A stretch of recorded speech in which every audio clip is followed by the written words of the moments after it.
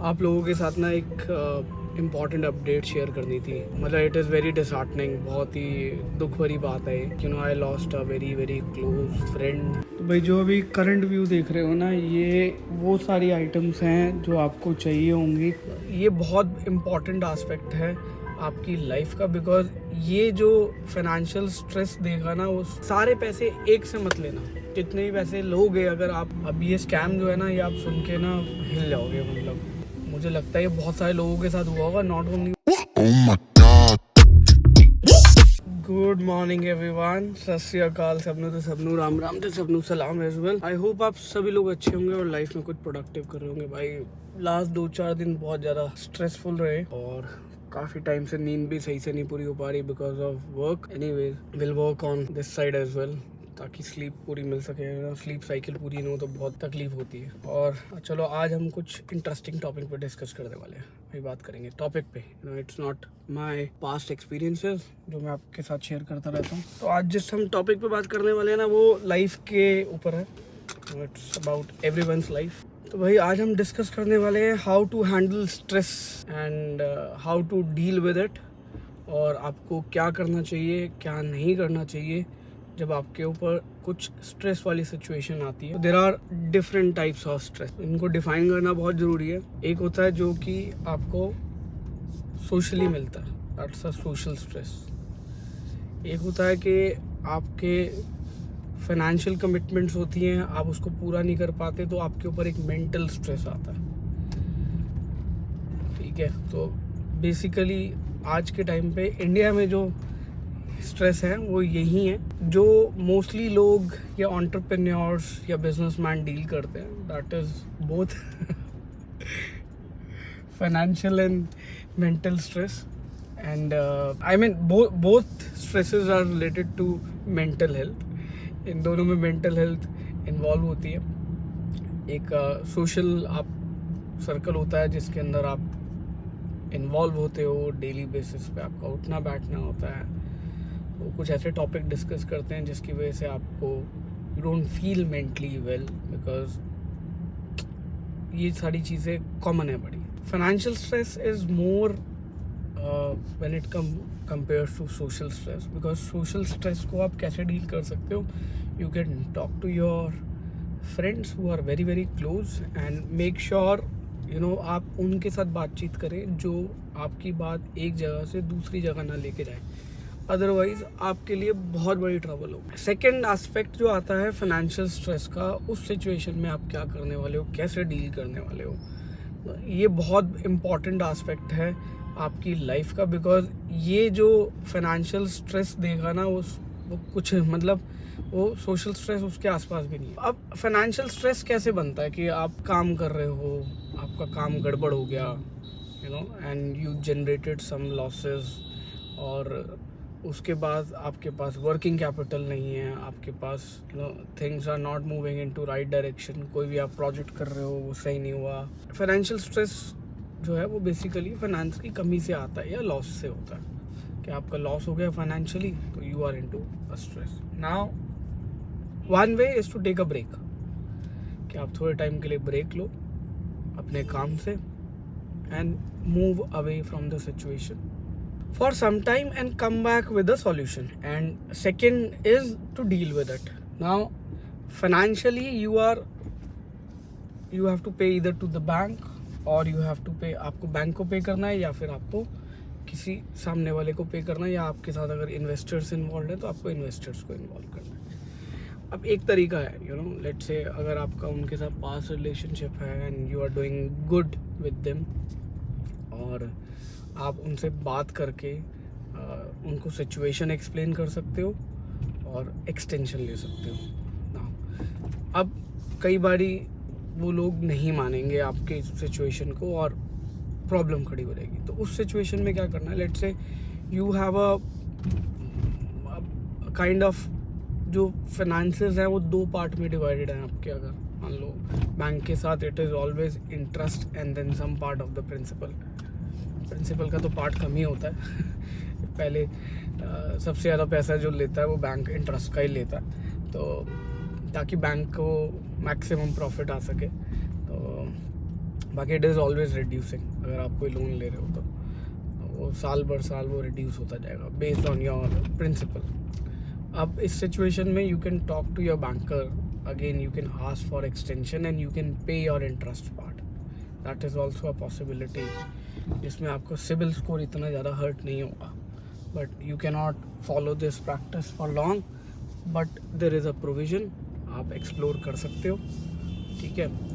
और same goes for your investors, उनको आप बुला के, लेट्स से अगर आपने 1 करोड़ देना है, you know ask them for multiple payments, इकट्ठे नहीं दे पा रहे तो मल्टीपल पेमेंट्स में उसको डिवाइड कर लो, जहाँ पे आपको लगता है कि आप रनिंग बिजनेस को मैनेज कर पाओगे और उस सब सिचुएशन से बाहर आ सकते। Third way is to introduce somebody, किसी और को इंट्रोड्यूस कराना अपने बिजनेस के अंदर, जो कि आप उसको अपने बिजनेस के इनसाइट्स बता दो और अपनी गलतियाँ ज़रूर बताना कि आपने अपने काम में गड़बड़ करा जिसकी वजह से आपको ये लॉस हो गया।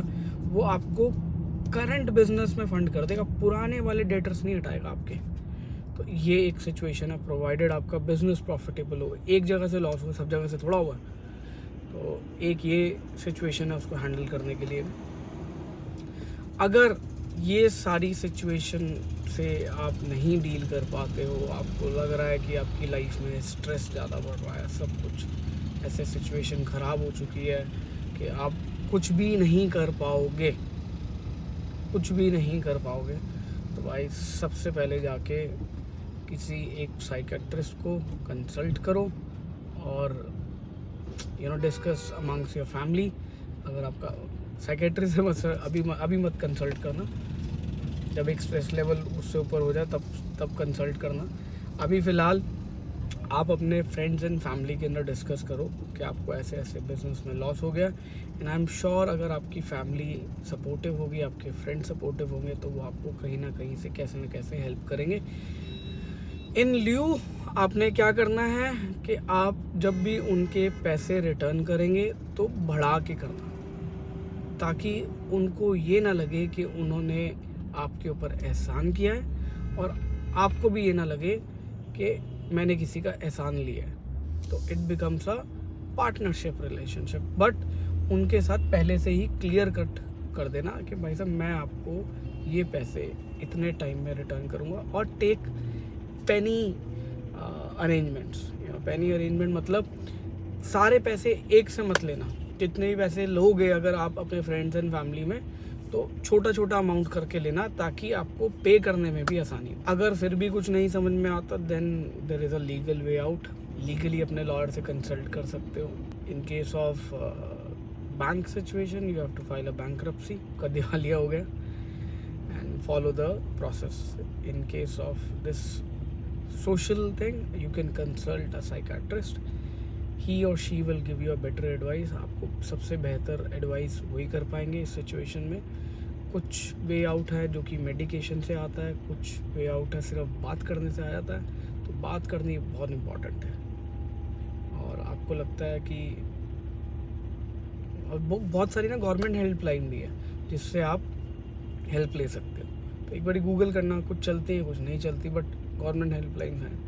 इवन कुछ प्राइवेट कंपनीज हैं, उन्होंने भी इनिशिएटिव लिया हुआ है ये मेंटल हेल्थ के लिए, तो वहाँ पे भी आप कॉल करके बातचीत कर सकते हो। साइकेट्रिस्ट को तो पे करना पड़ेगा, इन सब जगह पे नहीं करना पड़ेगा। तो ये एक सिचुएशन है। आई होप आपको ये टॉपिक अच्छा लगा हो। और टॉपिक अच्छा लगा था give it a thumbs up. Channel पे नया तो do subscribe to my channel, and अगर आपको मैं अच्छा लगा होगा तो भाई मेरे को इंस्टाग्राम पे भी फॉलो कर लेना। ਉਹ ਸੁਨੀਆਂ ਰਾਤਾਂ ਤੇ ਰਾਤਾਂ ਦੇ ਵਿੱਚ ਤੂੰ ਜਦ ਵੀ ਤੈਨੂੰ ਲੱਭਾਂ ਤੇ ਮਿਲ ਜੇ ਮੈਨੂੰ ਤੂੰ। आप लोगों के साथ ना एक इम्पॉर्टेंट अपडेट शेयर करनी थी। एक तो मतलब इट इज़ वेरी डिसहार्टनिंग, बहुत ही दुख भरी बात है। अभी I feel like I lost a very very close friend, my companion, जिसमें मैंने ऑलमोस्ट 2 साल बिताए हैं, क्योंकि उसको आज नेक्स्ट मंथ 2 साल पूरे हो जाएंगे। That is our Volvo XC60। वो टोटल डैमेज में चली गई है, एंड अब बाकी की जो भी प्रोसेस होंगे वो फॉलो करेंगे। अभी इस सिचुएशन में होता क्या है कि आपकी गाड़ी को ना असेस किया जाता है, और असेस करने के बाद उसको ऑक्शन में डाल दिया जाता है। ऑक्शन में जो भी बिडिंग लगेगी और उसके बाद वो गाड़ी फिर सैल्वेज में चली जाएगी या वो ऑक्शन वाले ले जाएंगे। अब उसमें दो सिचुएशन है, एक मैं गाड़ी रिटेन कर सकता हूँ और पेंडिंग अमाउंट, लेट्स से उस गाड़ी की वैल्यूएशन आई 30 लाख रुपए फॉर एग्जांपल। पेंडिंग अमाउंट जो भी आईडीवी का होगा, इंश्योरेंस का, मतलब जो गाड़ी की वैल्यू का है, जो एज़ पर इंश्योरेंस है, वो मुझे मिल जाएगा। Very sad for me, very very sad for me. दो मुझे लग रहा था कि गाड़ी रिपेयर हो जाएगी, ऐसी सिचुएशन है, बट उन्होंने बोला भाई मेजर डैमेज है, बिकॉज पूरी गाड़ी खुलेगी, पूरी की पूरी गाड़ी खुलेगी और दोबारा से होगी। तो उसकी लेबर कॉस्ट इतनी जा रही है कि पूछो मत। लेबर कॉस्ट ही उन्होंने 10 लाख रुपए दी है। सोचो भाई, वॉल्वो बाय करने से पहले ना, मतलब इसके खर्चे देख लेना। गाड़ी ऑन रोड आज 80 लाख रुपए की पड़ती है, बट खर्चे पता नहीं 35 लाख रुपए का उन्होंने रिपेयर का खर्चा दिया है।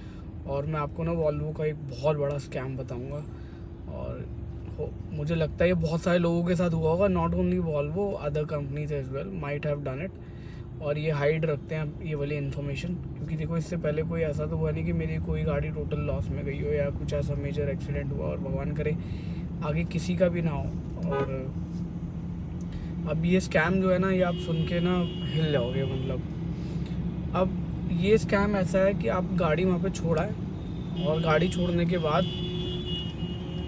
वो आपसे क्लेम फॉर्म और ये सब साइन करवाएंगे कि भाई गाड़ी क्लेम में जाएगी।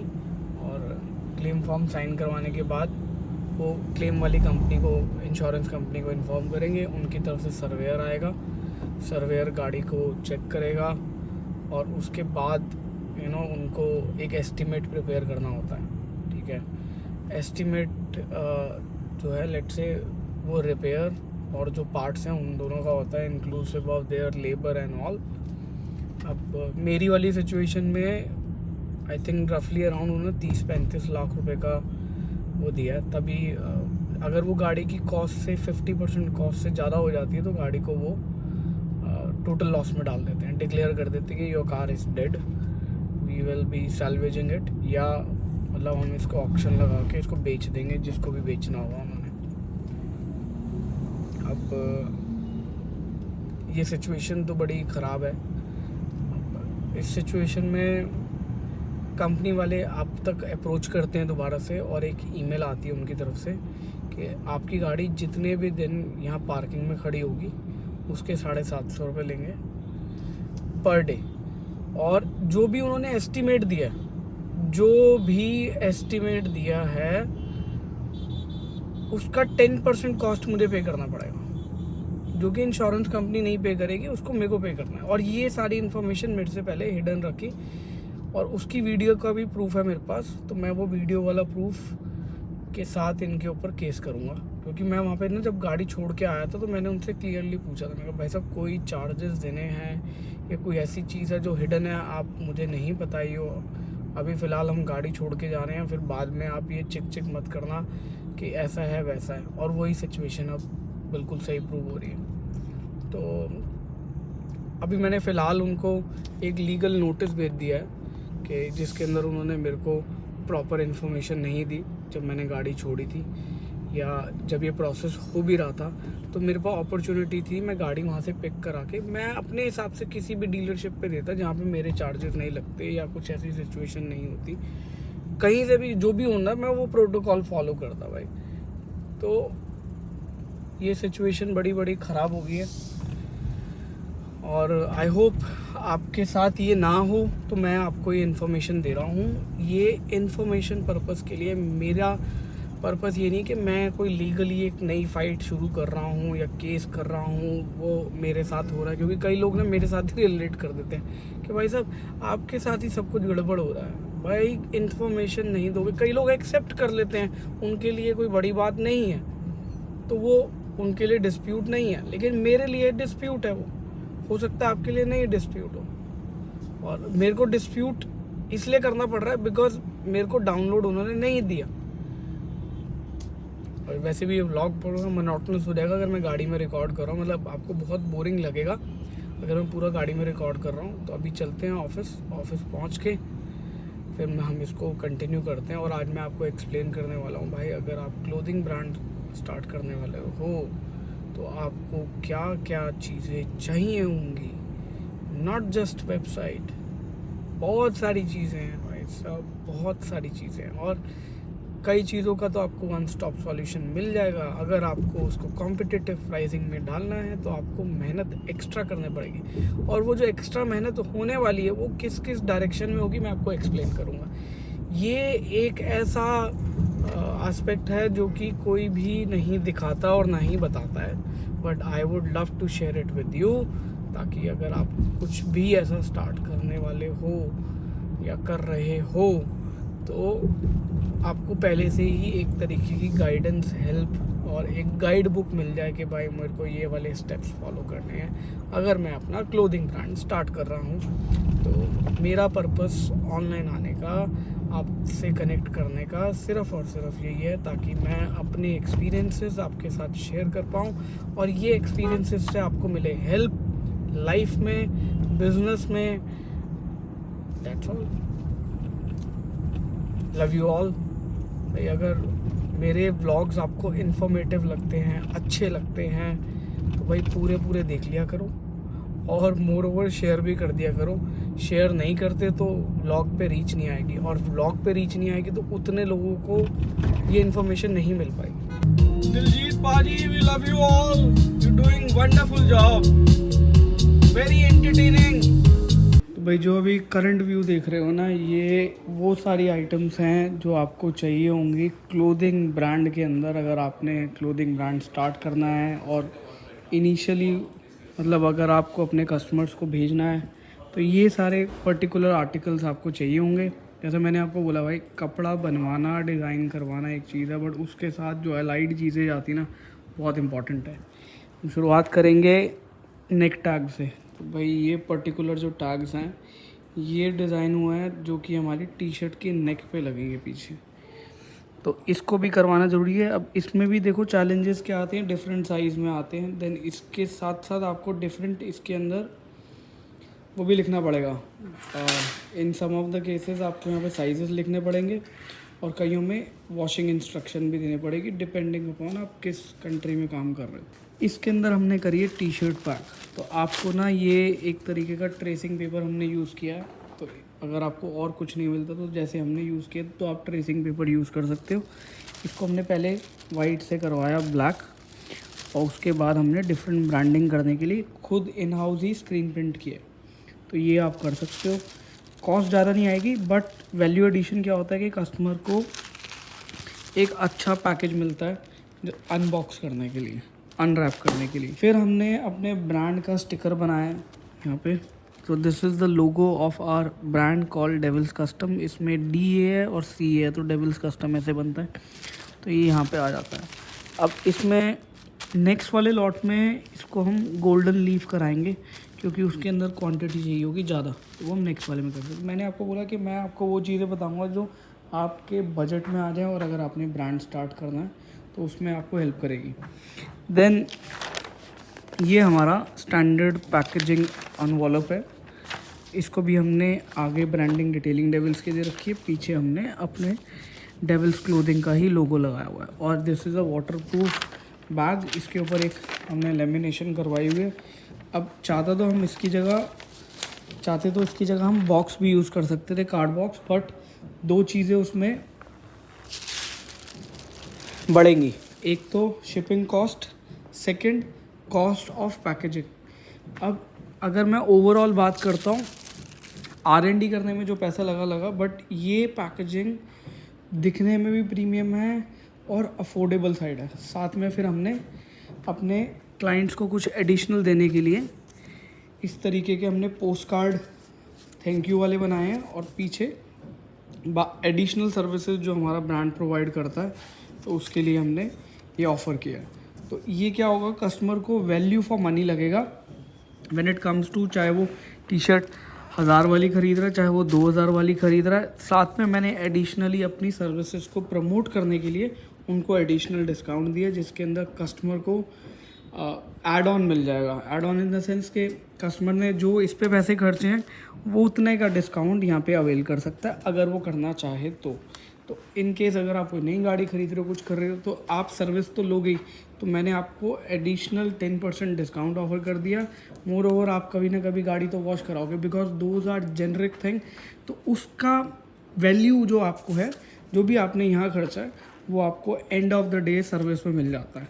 तो since it's a same brand in house, तो ये एक एडवांटेज मिलता है। इन केस अगर आपके पास भी 2 ब्रांड्स हैं और उन दोनों को प्रमोट करना है, क्रॉस प्रमोशन करनी है, so this is the best idea. तो ये मैं आपको देना चाह रहा था कि एक ओवरव्यू कि खाली क्लोथिंग ब्रांड में सिर्फ कपड़े नहीं होते, उसके साथ बहुत सारी चीज़ें अलाइड होती हैं जो कि बहुत इंपॉर्टेंट है हो जाए। अब हमने इसमें मोस्टली अपना ना लोगो यहाँ पे आपको प्रेजेंट किया है। उसका रीज़न ये है क्योंकि मैं चाहता हूँ कि हमारे ब्रांड की आइडेंटिटी जो है वो हमारे लोगों की वजह से। देन हमने इसमें प्राइमरी ब्रांड को भी साथ रखा है ताकि आपको इसका भरोसा मिले। सो डिटेलिंग डेविल्स का ऑलरेडी एक लेगेसी है, एक हिस्ट्री है, उसकी वजह से यहाँ पे डिटेलिंग डेविल्स का नाम आ रहा है और उसी का जो ब्रांड है डेविल्स क्लोथिंग वो साथ में हमने लगाया so that it has a recognition of the same. Golden colour use, golden and black हमने इसलिए यूज़ किया है because these are premium colours और ये रिचनेस को डिफाइन करते हैं। So most of our packaging articles are around this. इसके साथ साथ इसमें डिफरेंट टाइप्स के वो आते हैं, जैसे कि ये स्टिच्ड वाला है, एम्ब्रॉयडर्ड है।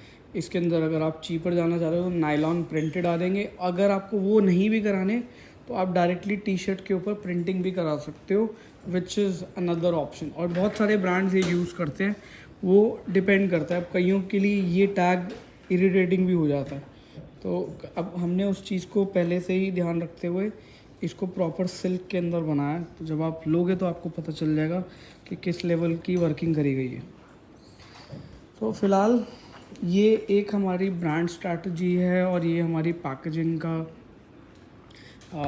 सारा फोटो है जो मैंने आपके साथ शेयर किया और आई एम श्योर ये आपको हेल्प करेगा, चाहे वो आप कोई क्लोथिंग ब्रांड स्टार्ट कर रहे हो, चाहे वो नॉन क्लोथिंग ब्रांड स्टार्ट कर रहे हो। तो आपकी जो पैकेजिंग है ना, जब कस्टमर खोलेगा तो उसको रिचनेस, प्रीमियम फैक्टर आना बहुत ज़रूरी है। तो डू लेट मी नो अगर आपको लगता है कि और कुछ हम प्रमोशन में ऐड कर सकते हैं तो कमेंट करके ज़रूर बताना। और अगर व्लॉग अच्छा लगा हो तो do give it a thumbs up. Channel पे नए तो do subscribe to my channel. और आगे भी हम इसी तरीके की ना आपके पास इन्फॉर्मेटिव चीज़ें लेके आते रहेंगे।